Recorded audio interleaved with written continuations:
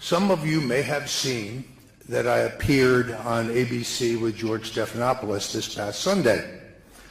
And I said in that interview something that I have said previously for the last 2 years, many times on the public record. And that is, no matter what happens, I will not bear false witness against this president. I will not make up stories and lies in the effort to remove him. The next day, I was proud to see a tweet from the President of the United States who lauded me for my guts. Now, some in the mainstream media went immediately to a host of all liberal legal analysts who said that the president's tweet could constitute witness tampering. Absurd on the basis of the fact that I have said the exact same thing on the record on numerous forums for the last 2 years. In fact, I denied yet again on ABC that I had any advanced knowledge of the source or the content of the WikiLeaks disclosures, be they allegedly hacked emails or allegedly stolen emails. The exact same thing I said on Meet the Press with Chuck Todd almost a year ago, which got virtually no notice. I think most Americans now understand that the Russian collusion delusion is meant to be a distraction from the far more serious abuse of power in which the Obama administration used the authority and the capability of the state through the use of illegal and illicit FISA warrants to spy on Donald Trump's campaign for president and use the FBI to infiltrate the Trump campaign for the purposes of planting faux Russian collusion. It is also a diversion from the largest treasonous financial scandal in American history. That would be the crime of Uranium One. If people are looking for Russian collusion, they merely need to look at Bill and Hillary Clinton and their acceptance of $145 million from the Russian energy company, while the transfer of 20% of America's enriched uranium was on Hillary's desk for transfer to the Russians. Now, few Americans, I think, could withstand the kind of legal proctological examination that I have been under for the last 2.5 years. I now know, as the New York Times reported on January 20th, 2017, long before the appointment of Mr. Mueller as the special counsel, that I was among 3 advisors to Donald Trump, the candidate, under surveillance by the previous administration. Probable cause, I ask? No, this has been 2.5 years of hell. Not only was I under surveillance in 2016, but I also know that Mr. Mueller and his strike force have examined every aspect of my life, my personal life, my family life, my social life, my business life, my political life, my sex life. FBI agents have been seen rummaging through my garbage. My cleaning lady was interviewed by the Federal Bureau of Investigation. Yet I ask this question: what does any of that have to do with Russian collusion? So we're at a point now where I'm sure many of you heard yesterday that I have elected to invoke my Fifth Amendment rights when it comes to the witch hunts being conducted by the Senate Intelligence and the Senate Judiciary Committees. Just for the record, I informed through my attorneys both of those committees that I would not be turning over 3 tractor-trailer loads of documents for them to root for, and I will not testify unless I am allowed to testify in public so the American people can hear every word. I insist upon this because I do not want to see a replay of my testimony before the House Intelligence Committee. I wanted that testimony to be in public, a right that I was denied. To this date, I am not even entitled to have a copy of the transcript of my testimony. And it is abundantly clear that while this investigation is not about Russian collusion, it's about perjury traps and trumped-up process crimes. Despite the partisan claims of Congressman Adam Schiff, a huckster and con man of the first magnitude, and others of his ilk, my submitted statement and testimony to the House Intelligence Committee was and is entirely accurate. I recently released text messages that absolutely establish that as I informed the committee, a now unemployed radio talk show host, Randy Credico, was my source regarding the significance and the October release of the WikiLeaks information, the existence of which Julian Assange himself had teased on CNN in June of 2016.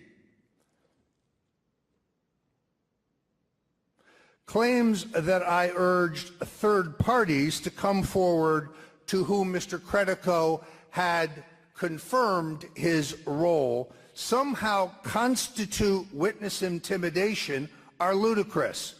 Urging people to exercise their First Amendment rights and tell the truth in the face of a tsunami of lies being circulated and recycled by the MSNBCs of this world is a complete exercise of my First Amendment rights and a testimony to the truth.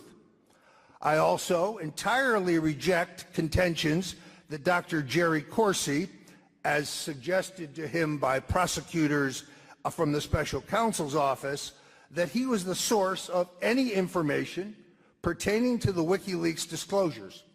In fact, Dr. Corsi's predictions regarding the WikiLeaks disclosures turned out to be entirely incorrect and the basis of speculation. My contention that Dr. Corsi briefed me on the Podesta brothers' lucrative business dealings in Ukraine and Russia prior to my iconic August 21st, 2016 tweet in which I said, let's get it right this time, the Podesta brothers' time in the barrel will come, is both accurate and entirely supported by email and text message records. The contention that the memo he subsequently gave me regarding the Podesta brothers' business dealings was written as some type of cover-up both defies logic and the written record. Cover-up of what? There was no controversy in the wake of my tweet for 6 weeks. There was no social media chatter. There was no media coverage. There was no Mueller investigation. There was no congressional investigation.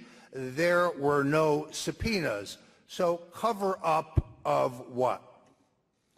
Mr. Schiff and his colleagues are engaging in frivolous semantics, shifty word games, and non-material hair splitting in a shameless bid for partisan advantage. If Mr. Schiff has any proof whatsoever that I had advance notice of the source or the content of the allegedly hacked or stolen emails published by WikiLeaks, or that I received anything of the kind, I challenge him to produce it now or shut up. just as in his previous claim to have seen substantial evidence of Russian collusion with the Trump campaign and producing none, the congressman is completely full of shit. I was extraordinarily proud of the president's tweet, but I am prouder still to stand with a president who is making America great again. 4.2 million new jobs. Unemployment at the lowest point since 1969. African American and Hispanic unemployment at the lowest point since we began keeping those statistics. Wage growth at the greatest rate in American history. Redoing the giant multinational trade deals that have sucked the jobs out of America and doing individual trade deals with our trading partners where we both have mutual benefit. Securing our borders to make our streets and neighborhoods safe again. Now, about a week ago, I speculated that I believed it was possible that the president would choose not to run for re-election.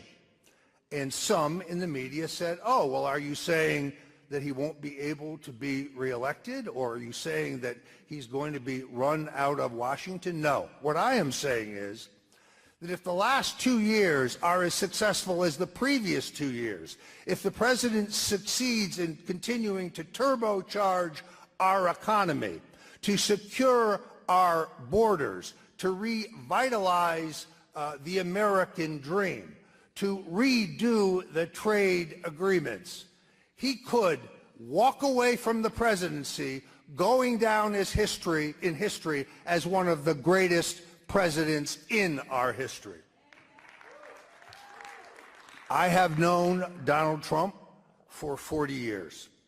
He did not run for president to be someone. He ran for president to do something. I go back to an interview that he gave perhaps 30 years ago with Oprah Winfrey, in which she said, well, what about public office, Donald? Do you think you would ever run for president? And he said, no, I don't think so, unless things get so bad that I have no choice. This is a president whose presidency has cost him $2 billion. Unlike the Clintons and the Obamas, he is not getting rich off being president of the United States. He did not run for president because he wanted a bigger house. He already had a bigger house. He did not run for president because he wanted a bigger plane. He already had a bigger plane. No, given the slings and arrows of his opponents, given the attacks on him and his family day in and day out, this is not a man who needs the presidency for his own self-esteem. And therefore, I pray that he runs for re-election. I believe that he can be re-elected if the next 2 years are anything like the last 2 years. And I will be proud to stand with the president through thick and thin. Thank you, and God bless you. It's homophobic as, Nathan Lane. I mean, is that homophobic at all? Like, he's a comedian. But homophobic means one is afraid of a group of people. Afraid of them. Okay, this was Jerry Seinfeld, by the way, just to give you a sense of what comedians have been dealing with here. Okay, then I want your reaction to this. Is humor what it once was? Is it unifying, and is it yeah, humor used to be unifying. They say it was divisive, but it actually wasn't, because everyone was a target. Everyone. Now, we don't like gratuitously, mean-spirited, ethnic. No, I'm not talking about that. I'm talking about being able to let your hair down with comedy. Thank goodness Don Rickles Rickles would be, because he wouldn't be allowed in any building. In any building. Because he made fun of absolutely everyone. Your race, the way you look, you're fat, you're small, you're tall, you're bald. Yeah. He made fun of everybody. Blisteringly, lacerating humor. And people found unity because they were all being attacked. And that was his gimmick. At the end of the show, he used to say, I know I make fun of everybody, but I do it to show how really alike we are. We all have these foibles. We all have our hang-ups and our biases. And we all And we can laugh at each other. And like Tyler Perry, like he's getting rid of Medea because I'm sure he's gotten heat for that. He's gotten tons of heat for Medea. And again, knee-slappingly funny. And it's like, was Archie Bunker, not all white people acted like Archie Bunker, but Archie Bunker was a figure for his time, and it made everyone laugh. He represented kind of a moment in our own history. And the liberal son-in-law, same thing, a moment in our history. Well, and you lampooned the bigotry. The bigotry became fun. Yeah. It became funny. And then you could laugh at it. And when you laugh at something, it has no power. Right.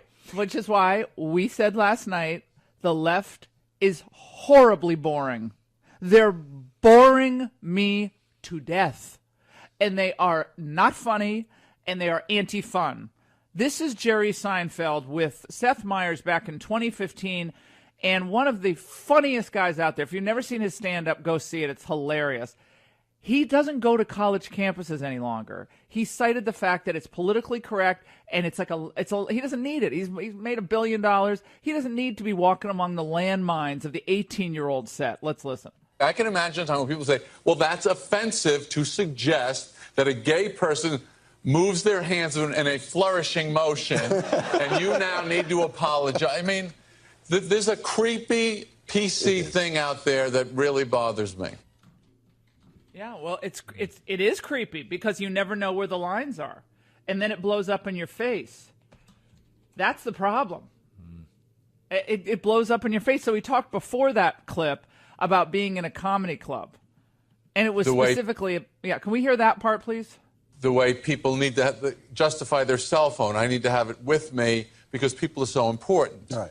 You know, I said, well, they don't seem very important the way you scroll through them like a gay French king. You know, just... well... That's very offensive to the gay French king. Well, I did this line recently in front of an audience, and comedy's where you can kind of feel like an opinion. And they thought, what do you mean gay? What are you talking about gay? What are you saying gay? What are you doing? What do you mean, you know? And I thought, are you kidding me? I mean, we can't even... Yeah, well, we didn't play that last night on the angle, that part of it, but he was explaining a joke he did. You scroll through it like a French king, you know, and what? You're saying gay? What? How are you doing that? If you watch, and we may pull some clips, if you watch his Getting Coffee with Comedians, which I watch religiously. I've watched every episode. So funny. He routinely, Seinfeld does, grouses and finds common cause with comedians who feel they're the areas with the governing ethos, the orthodoxy of Hollywood, and the fan base who rallies around a guy like Kevin Hart. He's only one of the biggest comedians in the world. Fills arenas, fills Superdomes. I mean, he's got tens of thousands of people coming to his concerts. That is something to be reckoned with. You're listening to your Healthy Radio Addiction, 855-40-LAURA. Let's go to Perry, Illinois, real quick. Perry. Hey, Laura. How are you today? I'm great. How you doing? Hey, Laura. I'm good. I'm so happy I got through. Just to say I love your show. I'm going to miss you. But real quick, you know, I'm an American, a conservative that just happens to be a gay man. And I have to tell you, it's absolutely ridiculous what they're doing to Kevin Hart. And good for him that he stood up to them and said, no, I'm done apologizing. I'm not falling for this nonsense anymore. Well, Perry, keep listening and listen to our podcast. You're going to love it. It's launching in the new year, podcast1.com tonight on the Ingram Angle. Great show on tap. Buchanan next in your calls.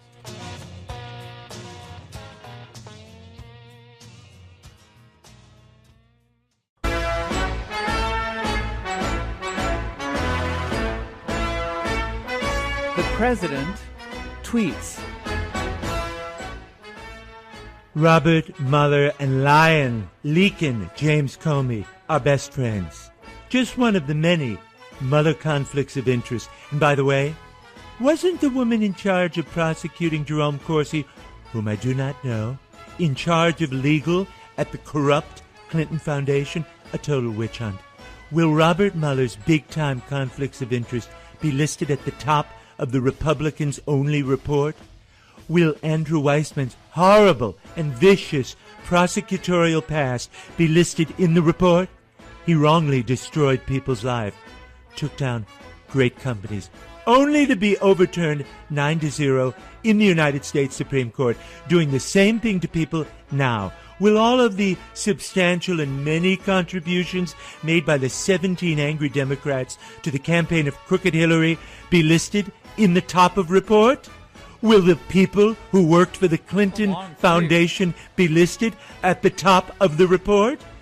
Will the scathing document written by Lion James Comey, by the man in charge of the case, Rod Rosenstein, who also signed the FISA warrant, be the big part of the report? Isn't Rod therefore totally conflicted? Will all of it be lying and leaking by the people doing the report, and also Bruce Orr and his lovely wife Molly, Comey, Brennan, Clapper, and all of the many fired people at the FBI be listed in the report?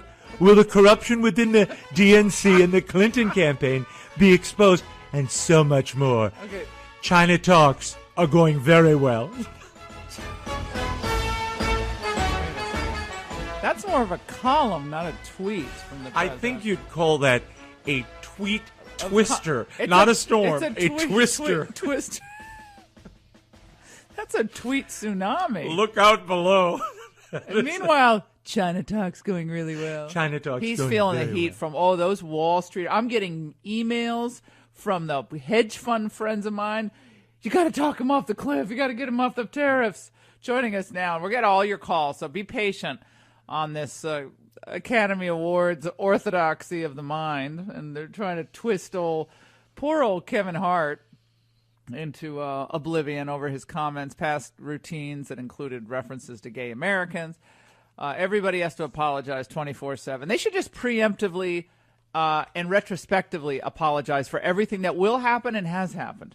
So I just want to tell all of you, I apologize for everything I've said in the past that was insensitive and everything I will say in the next 10 minutes. Keep going. Pat Buchanan is with us now, of course, former advisor to several presidents, columnist, extraordinaire, speechwriter, author, adore him, miss him, I don't see him enough, but he joins us now. I wrote a great piece on 41 and the life of 41 and the political ideology, Reaganism giving way to Bushism, what all that meant. But before we get into that, I want to talk to him about where we are at this moment with the this special counsel report kind of beginning to bear down and the president's response to this. Pat, how are you? Merry Christmas. Doing fine, Laura. How are you? I'm well. I've been thinking about you a lot this week with the Bush funeral and all the media having their convenient case of amnesia. So I want to get into that, but let's talk about where this administration is right now. The White House Chief of Staff is going to be on his way out, it looks like, in the next few days. Got Rex Tillerson giving speeches. And we'll play this for you, Pat, hitting the president. Again, the establishment roaring back. Let's listen. I had never met Donald Trump until the day he asked me to be Secretary of State. It was challenging for me, coming from the disciplined, highly process-oriented ExxonMobil Corporation, to go to work for a man who is pretty undisciplined, doesn't like to read, doesn't read briefing reports, doesn't like to get into the details of a lot of things, but rather just kind of says, look, this is what I believe.